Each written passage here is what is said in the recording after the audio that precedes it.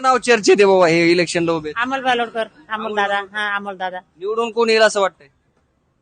काय माहित आता, अमोल दादाच येते. त्याचं आहेत ना लोक जास्त, बरं. अमोल दादाच येतात. ते काय येतील बरं? ते ना सगळ्या याच्यात काम केलेलं आहे ना, साऱ्या पुऱ्या बालेवाडीमध्ये सगळीकडे. माळुंगे, बानेर, सुसगाव, पुन्हा माळुंगे, असं हे सगळीकडे, सुतारवाडी, ते सगळीकडे काम केले ना ते. तुम्ही असं बोलताय पण लोकांमध्ये चर्चा काय? लोकांमध्ये चर्चा पण तेच आहे ना. बाटली? हा, तेच आहे, तेच बोलतात ना. की सगळे म्हणतात ना अमोल दादा चांगले आहेत म्हणून. अमोल दादा सगळ्याकडे धावतात ना, सगळ्याला मदत करतात. तुम्हाला काय वाटतंय अमोल बालवडकरांचं नाव घेतंय? मला पण तेच वाटतंय. का बरं?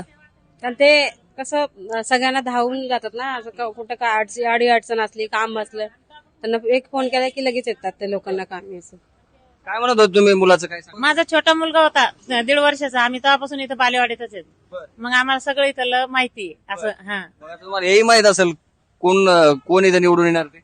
मग अमोल दादाच येणार आहेत ना. बरं. फुल कॉन्फिडन्स दिसतोय. अमोल दादाच येणार आहेत. हो.